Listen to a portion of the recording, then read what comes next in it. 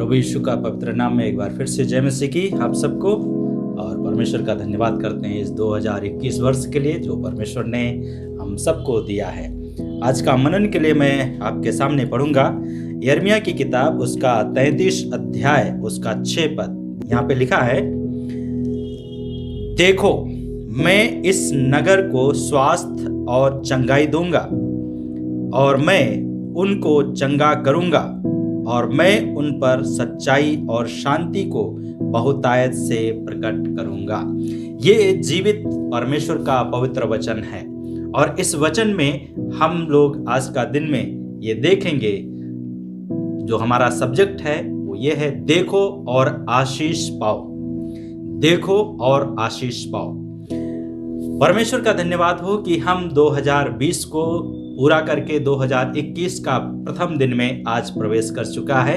हम उसके लिए परमेश्वर का धन्यवाद करते हैं। परमेश्वर ने ये वर्ष हमें और आपको अपने अनुग्रह के द्वारा दिया है कि जो कुछ हमने पिछले वर्ष में नहीं कर पाए वो इस वर्ष में हम उसको पूरा कर सकें। और ये वर्ष एक संकल्प का दिन होता है।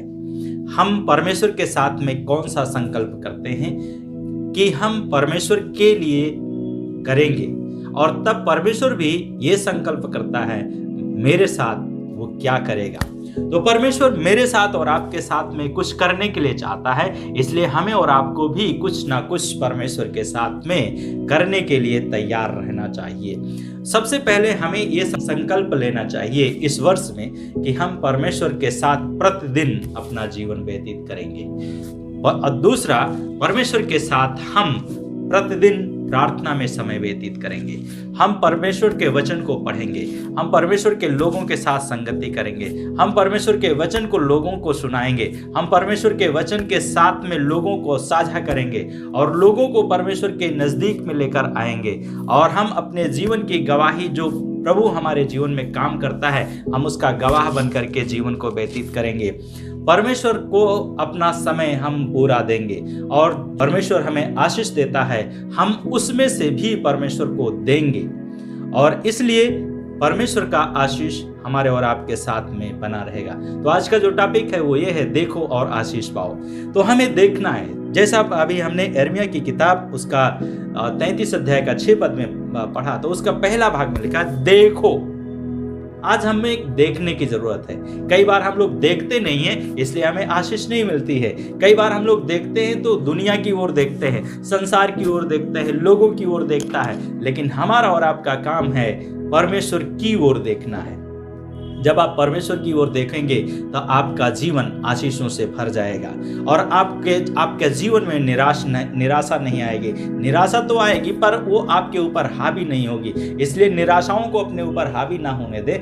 हमें परमेश्वर की ओर दृष्टि करना है और जब परमेश्वर की ओर हम दृष्टि करेंगे तो परमेश्वर का आशीष हमारे और आपका जीवन में आएगा और निश्चय आएगा, क्योंकि परमेश्वर का वचन कहता है, भजनकार कहते हैं 34 में कि जितनों ने उसकी ओर दृष्टि की उन्होंने ज्योति पाई और उनका मुंह कभी काला नहीं होने पाया। मेरे प्रियो, जब आप परमेश्वर की ओर देखेंगे, आप परमेश्वर की ओर जब देखेंगे तो आपका जीवन में परमेश्वर का रोशनी आएगा और आपको लज्जित नहीं होना पड़ेगा। परमेश्वर की ओर जब आप दृष्टि करेंगे तो आपको अपने जीवन में कमी और घटी नहीं होने देगा परमेश्वर, क्योंकि परमेश्वर का वचन कहता है, जवान सिंहों को तो घटी होती है परंतु यहोवा के डरवैयों को किसी भी भली वस्तु की घटी नहीं होती। मेरे प्रियो, मेरे और आपका जीवन में किसी भी भली वस्तु की घटी नहीं होगी, ये परमेश्वर का वचन कहता है। परंतु हमें भी कुछ करने की जरूरत है। तो देखना है और देख करके हमें परमेश्वर के साथ में कार्य करना है। हमें क्या करना है, क्या देखना है? परमेश्वर कहता है तुम मेरी ओर फिरो। हमें और आपको परमेश्वर की ओर फिरना है। जब हम परमेश्वर की ओर फिरेंगे तो परमेश्वर हमारी ओर फिरेगा, क्योंकि परमेश्वर का वचन मलाकी की किताब उसका 3 अध्याय और उसका 7वें पद में लिखा है, तुम मेरी ओर फिरो तब मैं भी तुम्हारी ओर फिरूंगा। ये परमेश्वर का वचन है। परमेश्वर का प्रेम एक तरफा नहीं होता है। मनुष्य का प्रेम कई बार एक तरफा होता है, परंतु परमेश्वर का प्रेम एक तरफा नहीं होता है। हमारा और आपका जीवन में भी परमेश्वर के प्रति एक तरफा प्रेम नहीं होना चाहिए। पहला परमेश्वर कहता है तुम मेरी ओर फिरो। कई बार हम लोग सोचते हैं परमेश्वर हमारी ओर फिरेगा तब मैं परमेश्वर की ओर फिरूंगा। नहीं, परमेश्वर ने ये कहा है तुम मेरी ओर फिरो तब मैं तुम्हारी ओर फिरूंगा। और तब इसके बाद में परमेश्वर का वचन कहता है परंतु तुम पूछते हो हम किस बात में फिरें। तब परमेश्वर का वचन कहता है 8वें पद में कहता है क्या मनुष्य परमेश्वर को लूट सकता है? क्या हम परमेश्वर को लूट सकता है? आप लूट सकते हैं क्या परमेश्वर को? नहीं, कोई परमेश्वर को नहीं लूट सकता है। लेकिन यहाँ पे लिखा है फिर भी तुम मुझे लूटते हो, परंतु तुम पूछते हो कि हमने किस बात में लूटा है। परमेश्वर पूछता है और तब कहता है यहाँ पे परमेश्वर ही उत्तर देता है, कहता है 10 मांस और भेंटों में। कई बार हम अपने जीवन में कार्य करते हैं, परमेश्वर हमें आशीष देता है, लेकिन हम जो परमेश्वर का भाग है उसको नहीं देते हैं। तो इसलिए परमेश्वर का वचन कहता है तुमने मुझे लूटा है। क्या हमने 2020 में प्रति महीने अपने भेंट को अलग किया है, दशमांश को दिया है? कई बार हम लोग ऑफरिंग डालते हैं 10 रुपए किसको देते हैं? एक भिखारी को देते हैं। आज का समय में क्या परमेश्वर हमारा भिखारी है? नहीं, परमेश्वर हमारा सब कुछ का देने वाला है। इसलिए जो अच्छा है वो हमें देना चाहिए। मदर टेरेसा ने कहा हमें परमेश्वर को वो चीज देना चाहिए जो हमारे लिए मूल्यवान है, जो हमारे लिए बहुमूल्य है। उन चीजों को हमें परमेश्वर को देना चाहिए। और उन्होंने ये भी कहा कि जब तक चुभने ना लगने, किसी ने कहा जब तक हमें चुभने ना लगे तब तक हमें परमेश्वर को उतना हमें देना चाहिए। तो परमेश्वर का वचन कहता है तुम मेरी ओर फिरो और मैं भी तुम्हारी ओर फिरूंगा। और तब इसके बाद में कहता है क्या तुम मुझे लूट सकते हो? क्या मनुष्य लूट सकता है? नहीं लूट सकता है। लेकिन फिर भी परमेश्वर कहता है तुम मुझे लूटते हो, और वो उसका आंसर भी देता है परमेश्वर यहाँ पर। इसलिए परमेश्वर का वचन आगे कहता है कि तुम पर भारी साप पड़ा हुआ है, क्योंकि तुम मुझे लूटते हो, वरन सारी जाति ऐसा ही करती है। मतलब एक व्यक्ति नहीं है, उसमें सारी जाति का लोग करता है, सब लोग करता है। और इसलिए हमारा नाम और आपका नाम सब में नहीं आना चाहिए। हमारा और आपका जीवन एक अलग जीवन होना चाहिए, एक अलगाव का जीवन है। इसलिए हमें और आपको अलगाव होना चाहिए। और तब इसके बाद में प्रभु का वचन कहता है देने की आशीष परमेश्वर क्या करता है। यहाँ पे कहता है कि यहाँ पे कहता है कि सारे दशमांश भंडार में ले आओ कि मेरे भवन में भोजन वस्तु रहे, और ऐसा करके मुझे परखो कि मैं तुम्हारे लिए आकाश के झरोखे खोलकर तुम्हारे ऊपर अपरंपार आशीष की वर्षा करता हूं कि नहीं, और तब मैं तुम्हारे लिए नाश करने वाले को ऐसा झिड़कूंगा। याद रखिए, जब आप परमेश्वर का आदर करते हैं देने के द्वारा, तो परमेश्वर का वचन कहता है मैं तुम्हारे नाश करने वाले को ऐसा झिड़कूंगा कि वह तुम्हारी भूमि की उपज को नाश न करेगा, न तुम्हारी दाख लताओं के फल कच्चे गिरेंगे। अर्थात परमेश्वर का आशीष हमें मिलेगा। कब? जब हम देखेंगे तब परमेश्वर की ओर। इसलिए हमें परमेश्वर की ओर देखना है और हमें परमेश्वर से आशीष को प्राप्त करना है। व्यवस्था विवरण की किताब उसका 30 अध्याय और उसका 15 और 19 पद में परमेश्वर का वचन कहता है, वहां पे मैंने तुम्हारे सामने जीवन रखी है, समृद्धि रखी है और मृत्यु रखी है, और उसके साथ में विपत्ति रखी है। अब हमें चुनाव किस चीज का करना है। तब 19 पद में परमेश्वर का वचन वहां पे कहता है कि तुम जीवन को ही चुन लो। अर्थात हमें प्रभु को चुन लेना है, यीशु को चुन लेना है। जब हम यीशु को चुनेंगे हमारा जीवन आशीषित हो जाएगा, हम जीवन को प्राप्त करेंगे। और प्रभु यीशु मसीह ने कहा जीवन मैं ही हूं, जीवन मैं ही हूं। जो कोई मेरे पास आएगा वो कभी ना मरेगा। इसलिए परमेश्वर हमें और आपको मृत्यु में से भी निकालने वाला परमेश्वर है और विपत्ति में से भी निकालने वाला परमेश्वर है, और हमें जीवन और समृद्धि दोनों देने वाला परमेश्वर है। 2 में से निकालने वाला है और 2 हमें देने वाला है। तो जीवन देने वाला है, समृद्धि देने वाला है, और परमेश्वर हमें मृत्यु में से और विपत्ति में से, दोनों में से परमेश्वर हमें और आपको निकालने वाला परमेश्वर है। इसलिए हम परमेश्वर के द्वारा आशीष को प्राप्त करने के लिए हम परमेश्वर की ओर देखें, और जब हम देखेंगे निश्चय परमेश्वर हमें आशीष देगा। तब दूसरी बात लिखा है, जो हम यिर्मयाह उसका 33 अध्याय और उसका 6 पद में जब पढ़ते हैं, तब लिखा है, मैं इस नगर को स्वास्थ्य और चंगाई दूंगा। एक बाइबल में लिखा है, मैं इस नगर का इलाज करूंगा। इलाज कौन करता है? डॉक्टर करता है। हमारा और आपका इलाज भी परमेश्वर ही करता है। और जब परमेश्वर हमारा और आपका इलाज करता है, तो परमेश्वर हमें और आपको इलाज करके वो क्या करता है? चंगा भी करता है। तो कहता है कि मैं उसको इलाज करूंगा। उनका, किसका? इस नगर का। किस नगर का? इस दुनिया में हम जहां पे हैं, चाहे हम अपने देश में हो, चाहे हम प्रदेश में हो, चाहे हम विदेश में हो, कहीं भी हो दुनिया के किसी भी कोने में, कहता है इस नगर के, अर्थात जहां पर आप रहते हैं उस नगर की बात परमेश्वर करते हैं। और यदि हम भारत में रहते हैं, भारत की बात करता है। यदि हम उत्तर प्रदेश में रहते हैं, उत्तर प्रदेश की बात करता है। बिहार में, बिहार की बात कर, दुनिया का किसी भी कोने में है, वहां की बात परमेश्वर का वचन यहाँ पे करता है। मैं इस नगर का इलाज करके उसको चंगा करूंगा। और परमेश्वर का वचन कहता है, इसलिए हमें परमेश्वर की ओर लौट आना है। और जब हम परमेश्वर की ओर लौटेंगे तो परमेश्वर हमारी और आपकी सहायता और मदद करेंगे। यशायाह की किताब उसका 30 अध्याय और उसका 26 पद में इस प्रकार से लिखा है। यहां पे लिखा है कि जिस दिन यहोवा अपनी प्रजा के घाव पर पट्टी बांधेगा, जिस दिन, और तब उसके बाद में लिखा है, और अपने प्रकोप में से लगी चोट को चंगा करेगा। जिस दिन परमेश्वर हमारे ऊपर अपनी पट्टी बांधेगा, उसी दिन परमेश्वर हमें को चंगा करेगा, आपको चंगा करेगा। और परमेश्वर चंगाई देता है, और जब वो चंगा करता है तब उसका प्रकाश हमारे जीवनों में दिखाई देता है।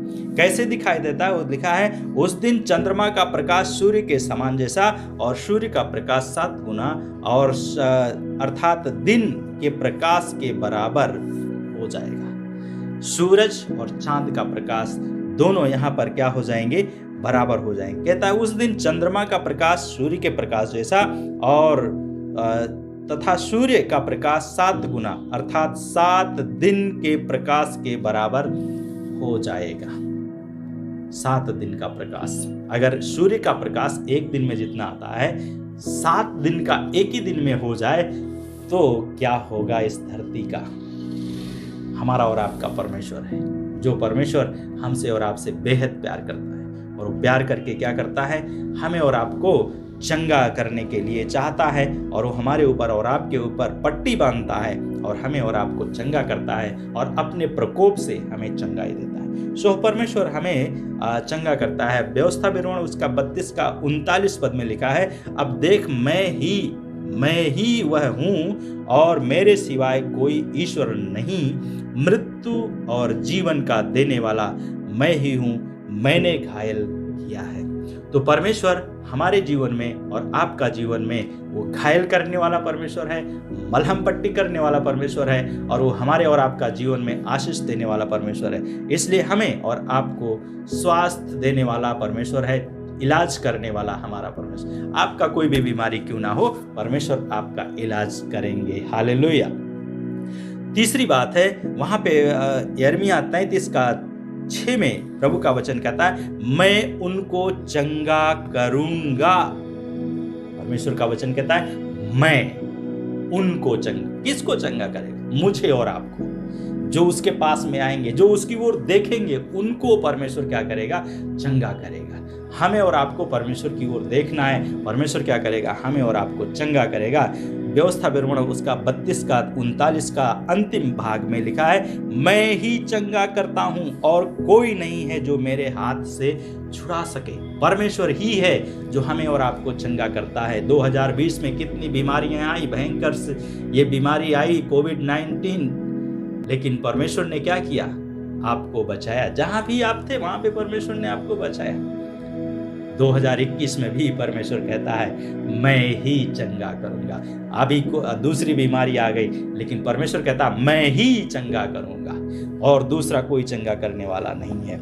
एक व्यक्ति को प्रभु यीशु मसीह ने कहा, जब वो आराधनालय में आया, आराधनालय में प्रभु यीशु मसीह मरकुस की किताब उसका 3 अध्याय का 1 से 5 पद में कहते हैं, वो आराधनालय में प्रार्थना करने के लिए आया। हमारा और आपका जिम्मेदारी है कि हम इस वर्ष में प्रत्येक रविवार का दिन में हम परमेश्वर की आराधना करें। हर एक उपवास प्रार्थना में हम सम्मिलित हों, हर एक बाइबल अध्ययन में हम सम्मिलित हों, हर एक प्रकार का मीटिंग में हम सम्मिलित हों और ये हमें प्रतिज्ञा करना है ताकि हम परमेश्वर के नज़दीक में और बढ़ जाएं और हम परमेश्वर की महिमा करें। तो प्रभु का वचन कहता है, तुम मेरा आदर करोगे तो मैं भी तुम्हारा आदर करूंगा, तुम मेरे निकट आओगे तो मैं भी तुम्हारे निकट आऊंगा। और इसलिए परमेश्वर का वचन यहाँ पे कहता है कि जब प्रभु यीशु मसीह वहाँ पर आराधनालय में गए और एक व्यक्ति था, आपका दृष्टि जब आप आराधनालय में बैठते हैं, आपके ऊपर परमेश्वर का दृष्टि रहती है और इसलिए आपको परमेश्वर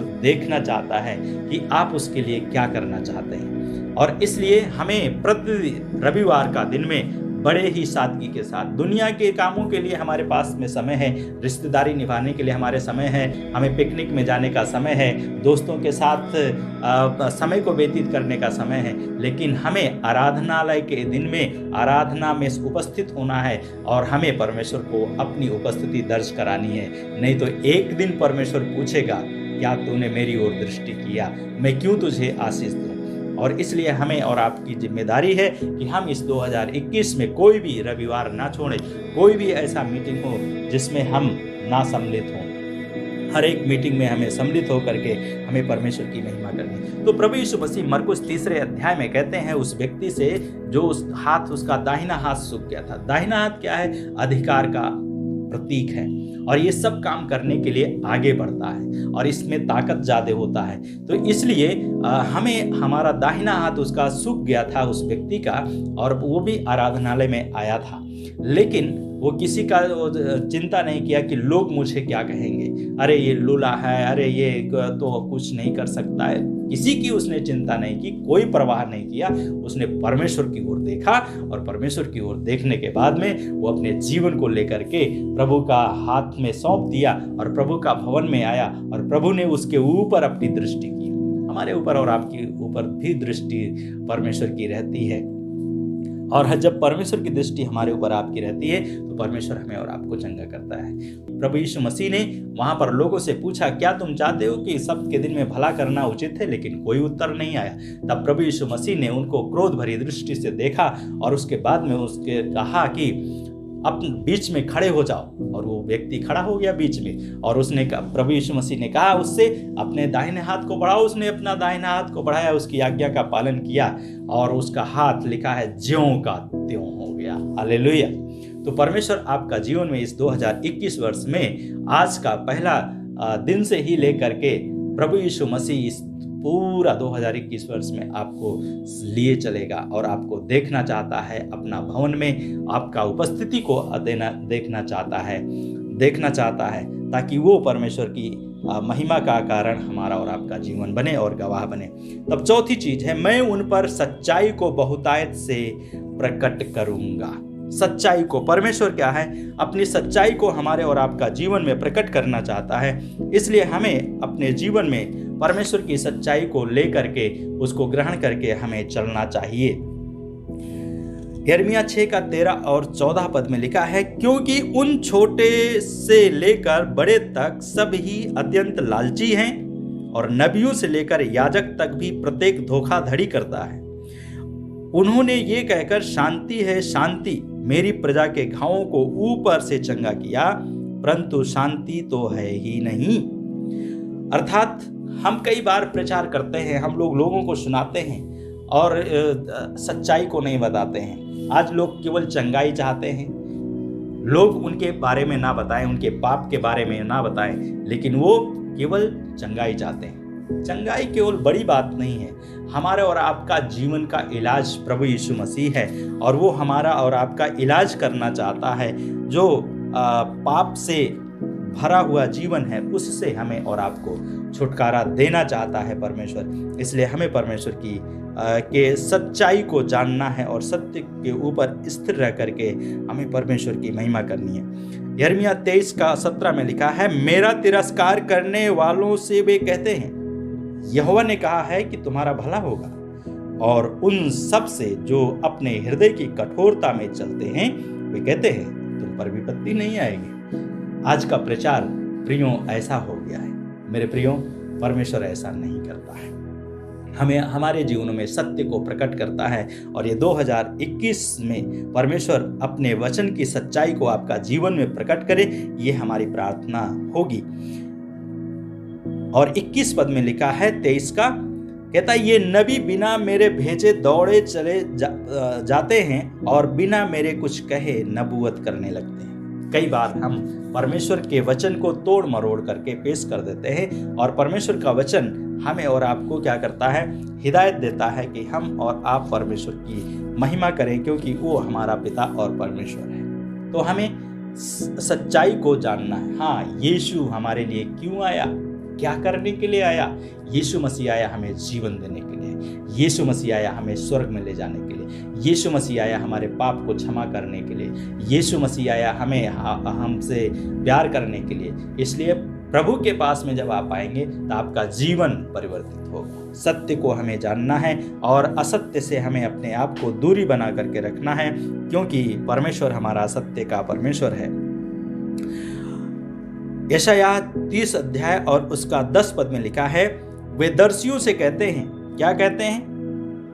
तुम दर्शन मत देखो, और नबियों से कहते हैं नबूवत करके हमें सत्य ना बताओ, वरन हमसे मीठी मीठी बातें करो और मिथ्यापूर्ण नबूवत सुनाओ। आज प्रियों, ऐसी नबूवतों से, मीठी मीठी बातों से हमें अपने जीवन को दूर रखना है। क्यों? क्योंकि परमेश्वर इससे घृणा करता है, और परमेश्वर अपने प्रेम को हमारे जीवनों में प्रकट करता है। 21 पद में लिखा है 30 अध्याय का, यशायाह 30 का 21 में कहता है, जब कभी दाहिने या बाएं मुड़ने लगो तो तुम्हें पीछे से एक आवाज सुनाई देगी। जब आप कहीं गलती करेंगे, परमेश्वर आपको आवाज देता है और देगा, इस वर्ष भी देगा कि मार्ग ये है, इस पर चलो। हमें परमेश्वर का मार्ग में चलना है ताकि हम परमेश्वर की महिमा कर सके। और इसके बाद में यूहन्ना उसका 1 अध्याय उसका 14 पद में सच्चाई को प्रकट करने के लिए प्रभु ने यहाँ पे कहा, क्या कहा यहाँ पे? कहता है वचन अनुग्रह और सच्चाई से परिपूर्ण होकर हमारे बीच में डेरा किया, और हमने उसकी ऐसी महिमा देखी जैसे पिता के इकलौते की। परमेश्वर हमें और आपको अपने जीवन को प्रकट किया ताकि हम सत्य को पहचान सके, परमेश्वर को पहचान सके। ज्योति हमारे जीवनों में चमकी। यूहन्ना का ही किताब में लिखा है 1 अध्याय में, आदि में वचन था, वचन परमेश्वर के साथ था, और वो वचन क्या हुआ, हमारे और आपका बीच में प्रकट हुआ। तो ज्योति इस संसार में आई और ज्योति चमकी और हमें सत्य को प्रकट किया। क्यों? क्योंकि पाप से बचाने के लिए एक ही आया, पापियों को नष्ट करने के लिए बहुत आया। यीशु मसीह आया। जब वो आया तो वो बाइबल कहती है कि यीशु मसीह पाप से नफरत करता है, लेकिन पापियों से प्यार करता है। पाप से नफरत करता है और पापियों से प्यार करता है। हर एक व्यक्ति कहीं ना कहीं पाप करता है, और इसलिए परमेश्वर आपसे भी प्रेम करता है, और परमेश्वर प्रेम करके आपका जीवन में अपनी आशीषों को वो प्रकट करना चाहते हैं। इसलिए हमें अपने जीवन में परमेश्वर का आशीष को प्राप्त करने के लिए निरंतर बने रहना चाहिए। एक कवि ने कहा, सुबरन को खोजत फिरत कवि व्यभिचारी चोर। इस संसार में लोग सुंदरता को बहुत प्यार करते हैं। कवि के लिए सुंदर अक्षर चाहिए, सुंदर लिखावट चाहिए, अच्छी शब्द चाहिए, अच्छी भाषा चाहिए, लेकिन एक व्यभिचारी को भी सुंदरता चाहिए, उसका मन विचलित हो जाता है। और एक चोर को क्या चाहिए? धन चाहिए, सुबरन, उसको अच्छा धन चाहिए, सुंदर चाहिए, महंगा वाला चाहिए। हम और आप क्या खोज रहे हैं? परमेश्वर का वचन कहता है, मेरा वचन सोने से ताया हुआ है, आग में तपा करके निकाला गया। क्या आप परमेश्वर का वचन से इस 2021 वर्ष में उसको खोज करेंगे, या इन चीजों के पीछे, इन तीनों में से किसी एक का पीछे लगे रहेंगे? हमारा और आपका कर्तव्य है कि हम परमेश्वर को ढूंढें। तब 5वीं चीज लिखी है यहाँ पे यिर्मयाह 33 का 6 में, लास्ट में कहता है, देखो मैं इस नगर को स्वास्थ्य और चंगाई दूंगा और मैं उनको चंगा करूंगा और मैं उन पर अपनी सच्चाई को बहुतायत से प्रकट करूंगा। और तब पांचवी बात प्रभु यीशु परमेश्वर का वचन यहाँ पे कहता है, मैं उन पर शांति को बहुतायत से प्रकट करूंगा। शांति को, परमेश्वर अपनी शांति को हमारे और आपका जीवन में प्रकट करने के लिए इस धरती पर आया। यशायाह 9:6 में भी लिखा है कि उसका नाम जो है वो शांति का राजकुमार रखा जाएगा। और यशायाह 9:7 में लिखा है, उसकी शांति का अंत ना होगा। परमेश्वर की शांति का अंत नहीं होता है। और इसलिए प्रभु यीशु मसीह जब इस धरती पर आए तो लूका 2:14 में लिखा है, आकाश में परमेश्वर की महिमा और पृथ्वी पर मनुष्यों में शांति हो। किससे? जिनसे वो प्रसन्न है। याद रखिए, क्या हम 2021 में परमेश्वर को प्रसन्न करने वाला जीवन व्यतीत करेंगे तो परमेश्वर का शांति हमारे और आपका जीवन में आएगा। तो परमेश्वर का वचन कहता है यहाँ पे, देखो। दूसरा कहता है परमेश्वर का वचन, मैं इस नगर को स्वास्थ्य और चंगाई दूंगा। तीसरा परमेश्वर का वचन यहाँ पे कहता है कि मैं उनको चंगा भी करूंगा।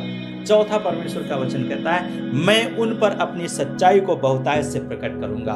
और पांचवा परमेश्वर का वचन कहता है, मैं उन पर शांति को बहुतायत के साथ में प्रकट करूंगा। क्या आप इसको चाहिए? आपको परमेश्वर के पास में आए और परमेश्वर से कहें, हाँ प्रभु मुझे चाहिए। आइए प्रार्थना करें। हमारे स्वर्ग और पृथ्वी के परमेश्वर, आज के दिन के लिए धन्यवाद।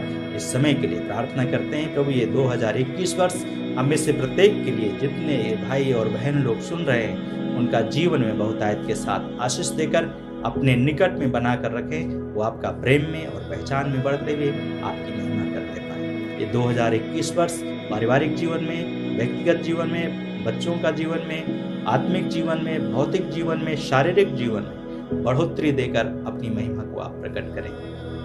धन्यवाद के साथ इस प्रार्थना को यीशु के नाम से मांगते हैं, आमीन। God bless you.